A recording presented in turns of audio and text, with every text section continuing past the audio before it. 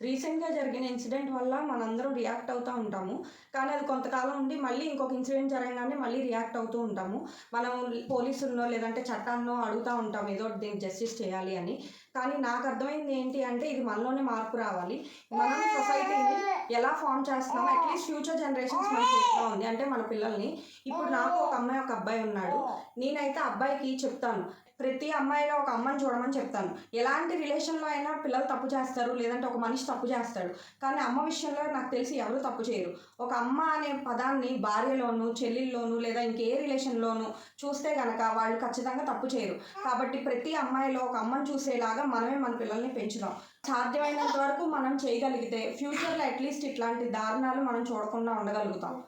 ఖచ్చితంగా ముందు మగపిల్లల్ని సరిగ్గా పెంచడం స్టార్ట్ చేద్దాం. ఆడపిల్లలకి గుడ్ టచ్, బ్యాడ్ టచ్ అని నేర్పిస్తున్నాము. అలాగే మగపిల్లలకు కూడా గుడ్ బిహేవియర్, బ్యాడ్ బిహేవియర్ అని కూడా మనం నేర్పిద్దాం.